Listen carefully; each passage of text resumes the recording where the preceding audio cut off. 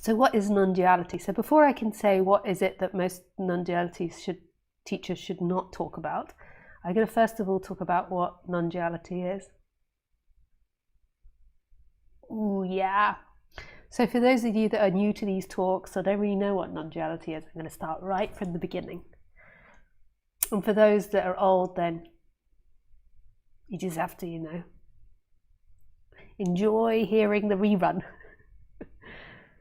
So when we are born into this world, when these bodies are born,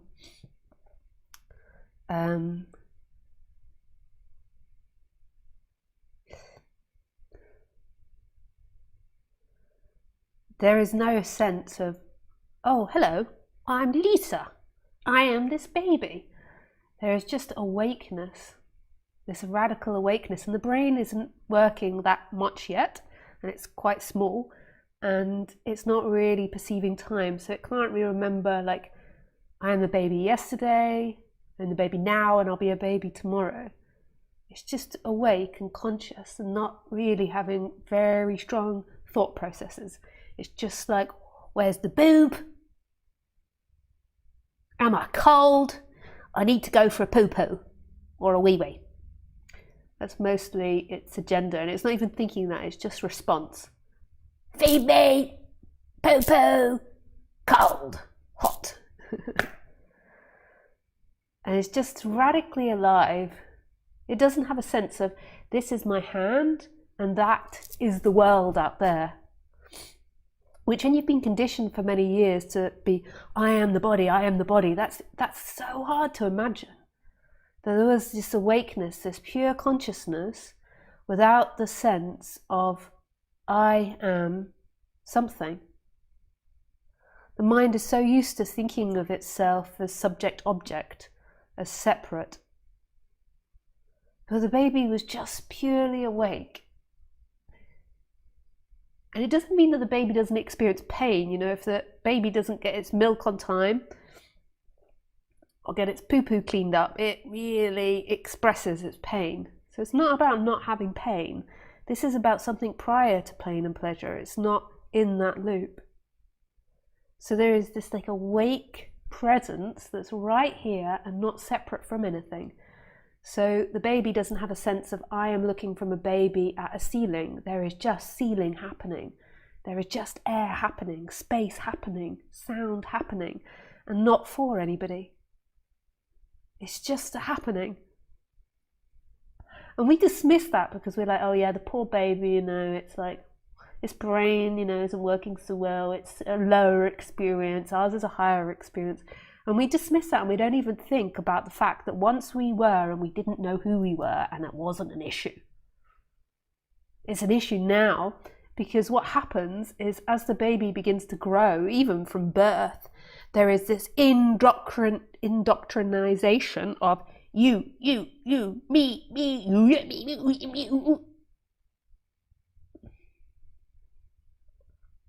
There's this indoctrinization. You. Aren't you a good boy? Aren't you a good girl? Aren't you a good non-binary child? You're just so sweet. All of these words are being thrown, and the child is like, I am all these things, really? It doesn't think that straight away, but it grows like over years. And then also the ways in which the parents interactive, like we're always doing like non-verbal communication and informing the other of who they are through not speaking. Through responses, through actions, through glances. There's so much non-verbal communication going on, maybe more than there is verbal. So, if it's a girl, maybe there is the non-verbal communication of more like they're less capable. I know we think, no, we wouldn't do this to our child, but sometimes inadvertently we do this to girls, of making them feel like they're less capable than a boy, or they're more delicate than a boy. Which could be, but also might not be. The boy might be more delicate than the girl. I know children where the girl is way more bigger and bulkier and expressive in those early years. So there can be so many non-verbal communications being thrown at that child. And so the child is trying to fit in and learn what it is in relationship to the other. Like, who am I to the other? And it wants to please the parent. So it's trying to form this sense of self in relation to another. Who am I in comparison to them? And I want to be the best one. I want to be the most lovable one. Again, this isn't conscious, but this is being communicated. You have to be the best. And you get a lot of parents that are like that, like wanting the best children or fearing that they don't have the best children. These subtle ideas. So then as the baby's brain grows and there's more recognition of this body begins to adopt to this idea of I am somebody and I must be good. Good and bad are really important for identification. This is one of our fundamental beliefs. I am good or I am bad. So the child grows, and then at 2 or 3 or 4 years old, it begins to have this notion that I am a baby or I am a young child and I need to be good in order to be happy. And so then it begins to develop these dynamics. And there can be all types of misfiring in that, because sometimes the child can get the impression, I need to be bad in order to be happy. I need to be the bad boy. Bad girl. Bad non-binary. Which the parent inadvertently does, like praises the child accidentally when it does naughties, or doesn't give the child attention until it does a naughty. So I'm not saying it's all like that, but majority it's like, I want to be good. And I have to be good in order to be happy. And so the child isn't encouraged to find its flow and its uniqueness and recognize flow as freedom. Like when the child is just acting, just doing, just being, there is a natural flow and harmony to all of us. It's being taught that you have to be good to this idea of ourselves, this idea of what is good. And that will bring you happiness. And it's something in the future that you've got to work for. So to me, a really important thing to be teaching to your children would be to find their flow. So a lot of educationers in more Nordic countries, they teach children on the premise of play rather than on teaching the child to learn and remember. It's more following the child in their play and seeing where that play evolves to. So the idea is that if the child plays, it'll be naturally interested in learning, which is so true. I had some friends here a couple of weeks ago, and just looking at the children, they're so gagging and eager to learn. But it's just not maybe fun for the adults, like their learning is, it might not be so fun to teach them in that way. But in their play, they're naturally learning. Just in something like hide and seek, that's a learning game. What other games did they like playing?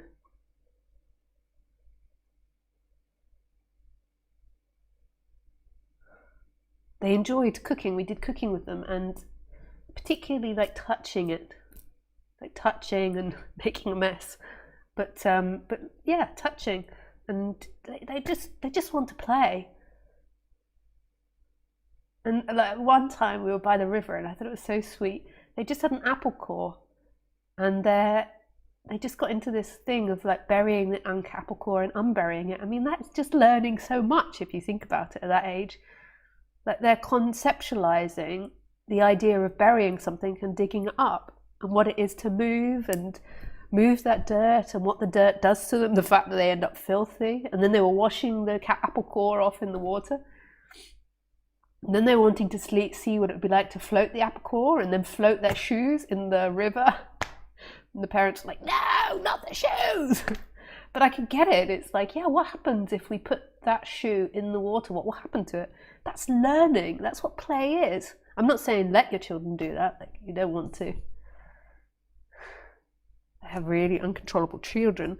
But it's just seeing this, like sitting in a class and repeating and learning all these dogmatic stuff is good for a child that has good memory, maybe, that has a mind which is about memorizing facts and numbers and spelling. But for the majority of the kids, it's not good, because they've got to find that inspiration in themselves to want to create, because that's what we are, is these beautiful, miraculous, creative beings. Anyway, I went off on one then, sorry. A bit passionate about education there. But the point is that what you want to be teaching children is their flow and what it feels like to be in flow, because what it really feels like is you aren't there when you're in flow. There is a flow that's happening, and there's not this middle person judging it and saying what you should be. This middle person has a point to come up sometimes, you know, to stop us doing really idiotic things, which we're all capable of. So I'm not saying ignore the logic, but like the kids wanting to put the shoes in the water. If you put your shoes in the water, they're more than likely going to sink and float away and you won't get them back. So we need logic. But I can understand that flow of wanting to watch them float. I was totally, what would happen? Whose shoe would sink the quickest, and why is that? I mean, that's so much to learn in that. You don't need to sit in a classroom and learn facts like kill a child or what. Who invented school? We all know that, factories, because they needed factory workers that had basic IQ in order to do factory work. And then it kind of became a thing. It's like, okay, now the adults work full time, and then we group, institutionalize, educate our kids. That's very wise. Then the adults can both be working, and the kids can be educated by one educator, 30 of them. Fantastic. This works perfectly. Then we've got both parents working for society. I mean, it does have good points in the sense that it stopped women just being the caregiver of kids. Like, it's given women the opportunity to have a career, but it's also like, yeah, sorry, off on my beeswax. Sorry to teachers out there or people that agree with the education system. I understand that there could be another view, and I'm not necessarily right. But anyway, in this system, it keeps indoctrinating the child, particularly in the education system, that you have to do things in order to be good. Rather than when you're in flow with something, you disappear and there's a natural sense of enjoyment. And it's not about achievement, it's not about getting, it's not about doing or being, it's about being in flow. And this is your happiness, this is your freedom, and this is what will make you a superb creator. We are taught that it is about being good and about being successful in the future. You learn now to be successful in the future. You do these things that make you feel uncomfortable now in order to be successful in the future.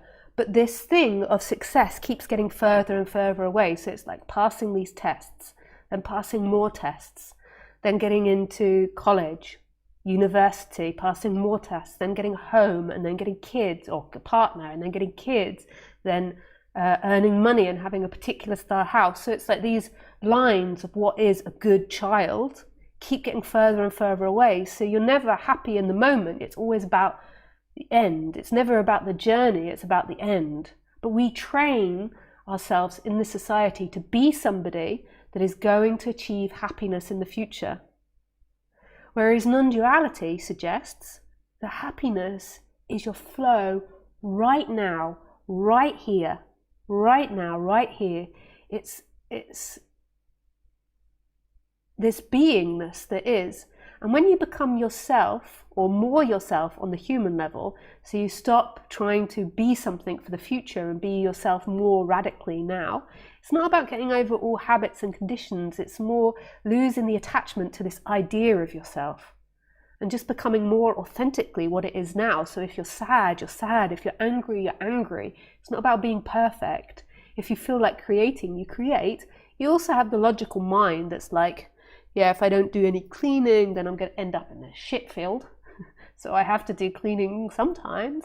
So it's not having mind.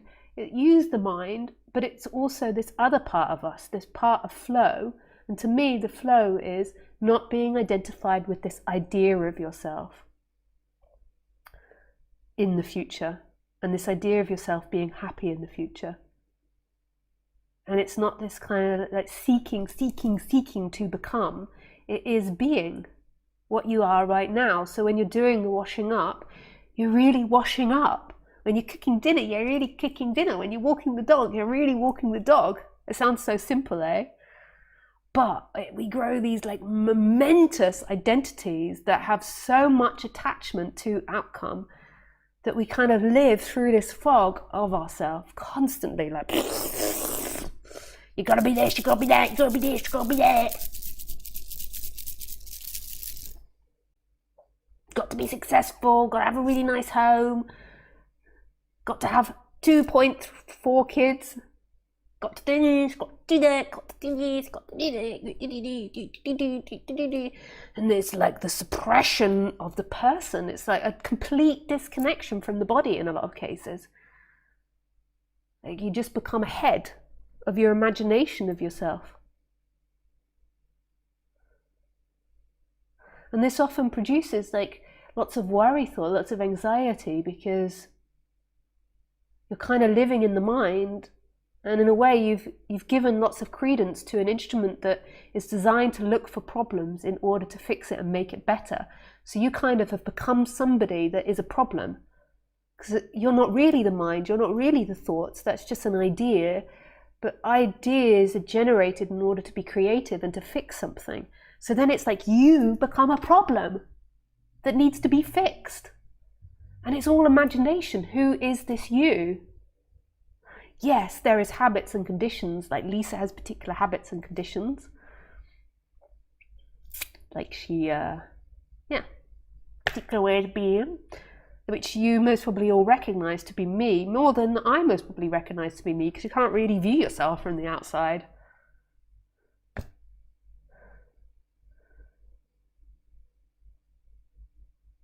I forgot what I was saying that in line of.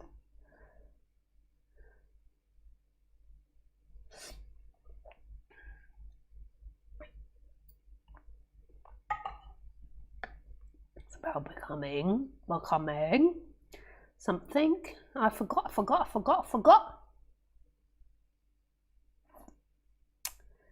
Yeah, I have to just go in the middle somewhere. I don't really know where I got to. So we have these identities, and some people call it the ego. I don't tend to call it the ego, because Ramesh Balsekar talks about the ego in the positive. You get all these different teachers, and Roger, I think, will talk about it in the positive. I'm not sure, but I suspect he will. Yeah. So we create this identity, and then we hold on to this identity, because at the base of it, what it fears and what it's like tapped into is that fear of death and the fear of not being loved and being abandoned. So this identity becomes strong because we're afraid. Like, who are you without that right now? And what do? We're so used to riding that wave of do, that adrenaline, that excitement of becoming something. I'm going to become successful tomorrow. I'm going to become rich tomorrow. I'm going to become lovable tomorrow.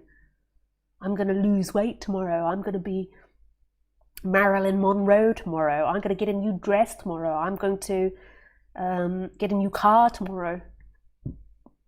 Pardon me.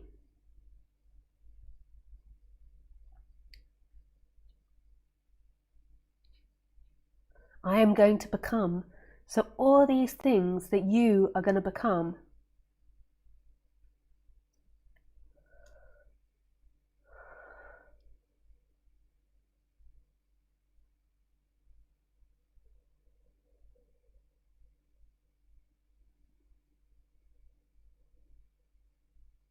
And then that's happiness. And then there's a terror of not being that. Like a real terror. So freedom is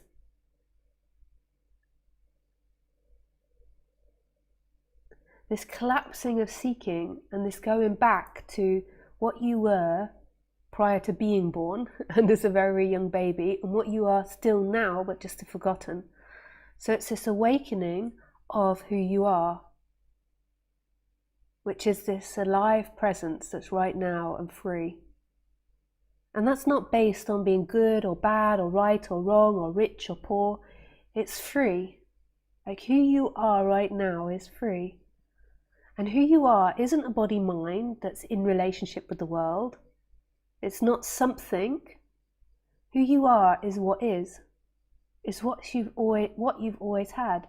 You had it as a baby, you had it when you were at preschool, you had it when you were at school, at college, at university, in your dark days, in depression, in freedom and in joy, in listening to this. And that is this moment. There is always this moment, and this moment is awake and knows itself. It knows itself. It's recognizing itself. Here it is. This is it. This is it. Everything else is thought. Everything. And kind of like a feeling. This is kind of 3D. So you've got an idea of who you were yesterday, who you're going to be tomorrow, and that's all thought. You've got an idea of who I am, who your mother is, who your son is, and I'm not saying abandon all that, but what is beyond that? What is there beyond that thought? That thought comes and goes, so it's not reality, it's not truth, it's not fixed, it's not what is. It comes and goes.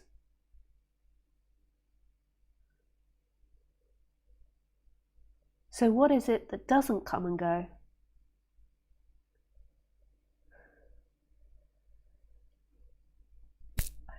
What is it that doesn't come and go? And this is who you are. This is all there ever is, and this is freedom. It's not about you being a good boy, good girl, good non-binary for tomorrow.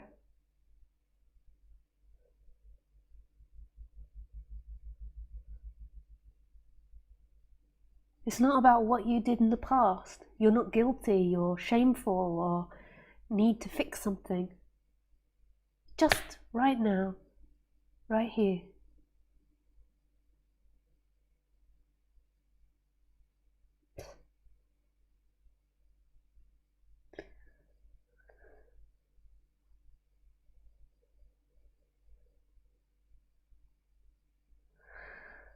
Right here, right now. Boo boo, boo boo boo boo.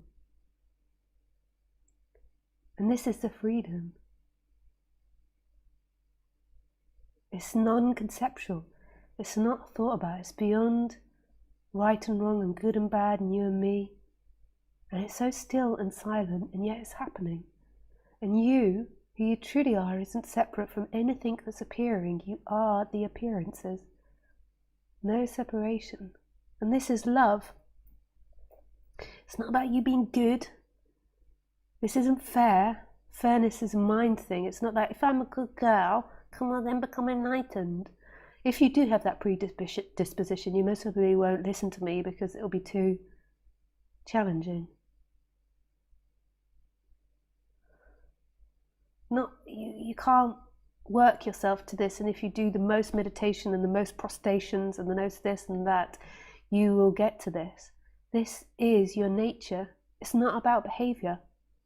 Behavior is something that comes and goes in time. This is what is. It's beyond anything time bound, including your habits and your conditions. It's right here.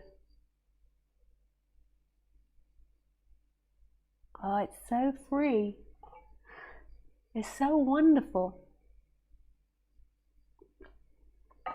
Okay, so I haven't even gotten to the title of the talk yet. I've just been getting myself excited by the beauty of non-duality. And I went off on a bit of a rant about,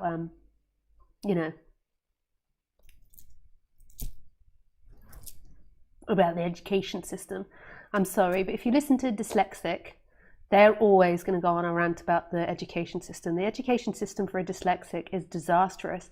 If you have a dyslexic child, not all cases, but more than likely, really look at the education system you're putting them in. It's such cruelty, the education system for a dyslexic. So yeah, so maybe I'm a bit biased. So explore for yourself, don't listen to me. It's just my opinion.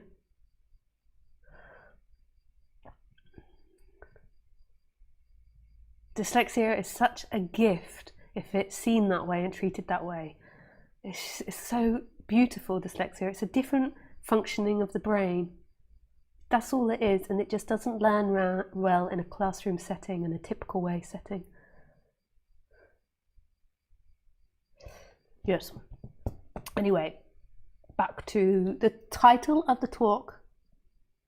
So, what should not be talked about if you are a non-duality teacher? So, what I think particularly should not be talked about if you're a non-duality teacher is the exposing of the person that's speaking the message. So, what happens to a lot of people when they're listening to somebody talking about non-duality? Because on one side, they're having this awakening, this opening, because they're recognizing something they've always known, this beauty, this freedom. So they're having this opening which contains love. So on one side, that then gets projected onto the non-duality teacher.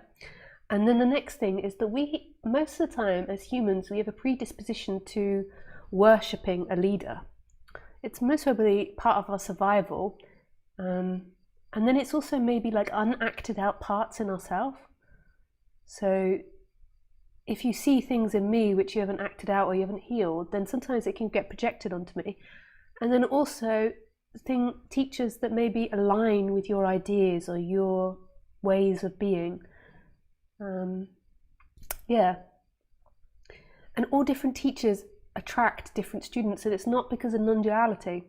And then what happens is a non-duality teacher sometimes, quite often, rides that wave and begins to turn themselves into a figure. I've kind of by default become that, and I can also see where I've played into it as well, but I don't really have a strong urge to play into it, of making myself in some way special. And that is a difficult part, because this awakening that I had was so beautiful and to me was so special. So it's hard to talk about that and not communicate it as something that's special.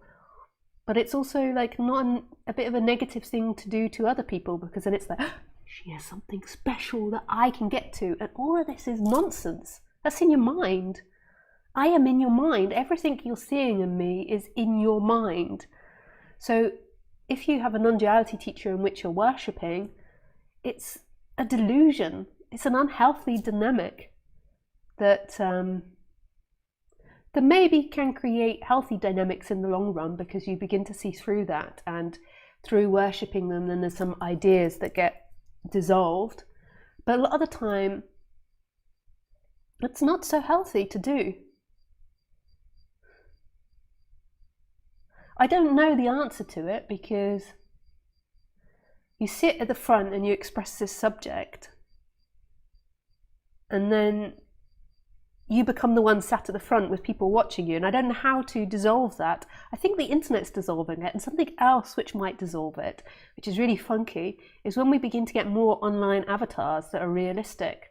So you could have, like me, I could come on as an avatar and I could change my look every week, maybe of the same voice, so there could be some sort of recognition. But yeah, how cool would that be? And a lot of non-duality teachers play into it. In one way, I feel like if there's an openness, like everything brings you to freedom, like life brings you to freedom. So if you get involved in this like teacher-student dynamic, everything brings you to freedom. And in another way, I think it can be unhealthy as well. The deeds to be broken, but it'll be broken at your own time. I see it a lot in non-duality. It's also this like looking for a parent figure as well, like imagining this parent figure that has unconditioned love, that loves you unconditionally, and then also this community, because everybody's lonely. It's like you get involved in this community of people that think the same thoughts. But this can all be dogmatic and get you into like a belief system. Non-duality isn't a belief system. It's not a freaking teacher. It's not rules that you need to follow. It's not prescriptions. These can be helpful to combat old ideas that are in place, but that's not it. Non-duality is this moment. How can you buy that? How can you follow somebody to get that? How can you grasp that with your net? How can someone give it to you? How can you practice your way to this moment? It's your birthright. I love that from Ramesh Balsekar. He always used to say, it's your birthright. It is every being's birthright. This moment. When have you not had this moment? When have you not had this? When have you not been this? The mind keeps looking for something, It's in them. They're going to give it to me. This is going to give it to me. That's going to give it to me. Dancing's going to give it to me. Rock my way to freedom. Tantra's going to give it to me. Not rock my way to freedom, but my way to freedom. Yeah. Just in your game with like the 4-year-old. Mummy, Daddy, how do I be a good boy, good girl, good non-binary? How do I be that? Tell me what I need to do to be good. I want to be good. You are bad. Do you really need to play that anymore? What are you beyond good and bad? And also demonizing me or the next person. Like, I just exposed this stuff about what non-duality teachers shouldn't say if you want to speak about non-duality. I forget the title. I just exposed that, but also not demonizing that person. So if it does happen, like, that's a creation that has happened that we can look at and say, yeah, that wasn't so healthy, but it's also not demonizing it, because who is this demonization and this victim that you're creating? Who are they?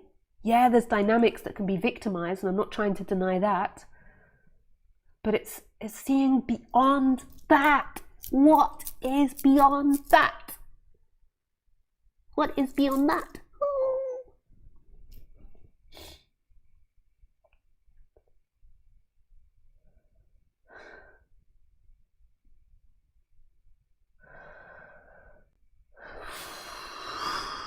What is beyond that? Woohoo!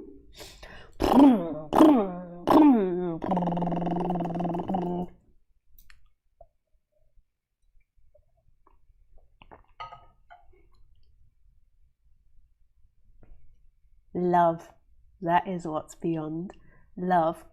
But don't take it from me. Don't sit there and listen to these beautiful things that I'm exclaiming and then think, oh, yes, that's what I want. That's what I'm going to get, because that will be your illusion too.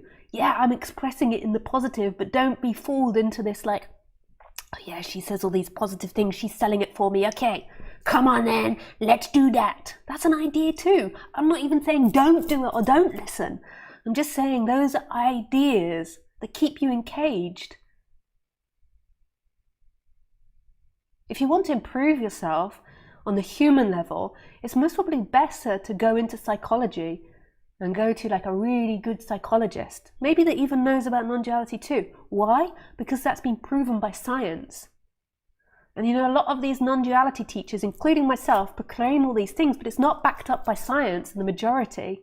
So I speak about my experience and what I've witnessed and what I've witnessed happen to people, but I've not like really tested it. But that's what non-duality is about. Non-duality isn't about improving the person. It's about recognizing this moment of what you are beyond the person. This is so mind-fogging for you. Mind-fogging. Who am I? I need to be something. I need to get something. I need to go somewhere. But you're telling me, and then what? Then what? Then what? Then what? Then what? And that's all on the personal level. So there, you can go to meditation, you can go to really well qualified, maybe into spirituality psychologist. Or you can go to one-to-one sessions with non-duality teachers, but it's just non-duality teachers normally aren't trained in trauma and all these things, and there is a science to it. Like, you've got to be careful not to stimulate trauma too much. And there is personality disorders and all this baluba. But what non-duality teachers are really good about is pointing radically to this moment. Back from the story. So story, I want to improve, I want to become this. She's better, he's worse. She's better, he's worse. I'm good, bad. And what is beyond that? What is beyond your conceptual reality? What is always here that never leaves? This is the freedom. The mind's like,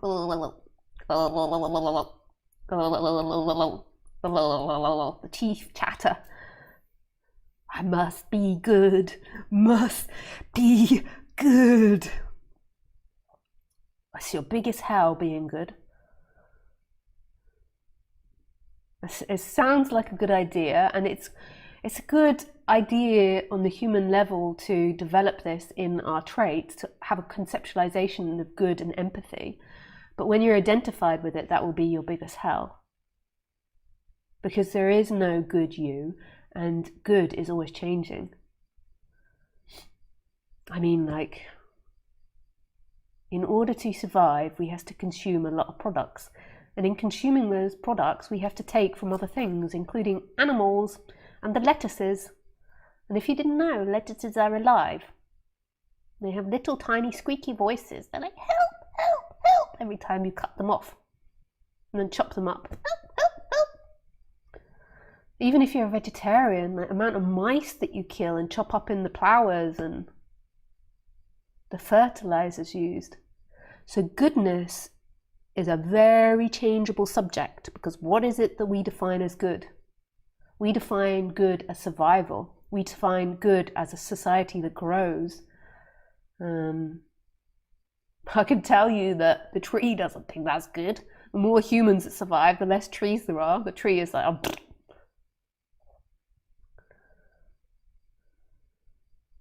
But then I'm not saying be an asshole or be a murderer. I'm not promoting like negative traits or psychotic or sociopathic traits or narcissistic traits.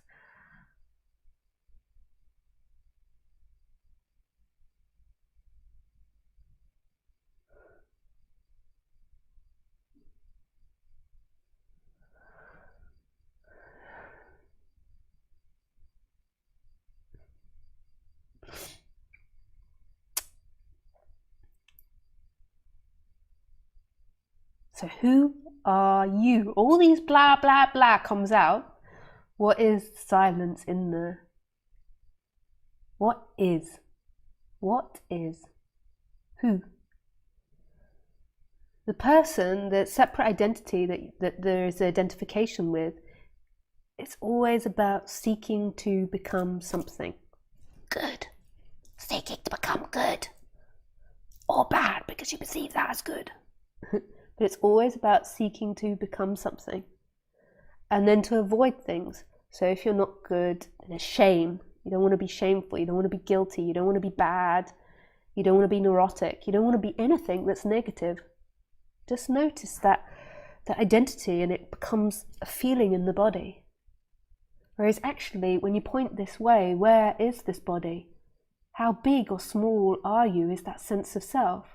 Your sense of self is no places and all places. When you really go deeply into this moment, it will be seen. This isn't talking about fixing your traumas or not. I still have traumas that I work on. It's not about traumas. It's not about habits or conditions as such. Yes, they will change and improve, but it's about that illusion that those habits, those traumas, those ways of being, your karma is you. The actions of the body makes a you in this moment that's experiencing. There is no you that's experiencing in this moment. There is this moment.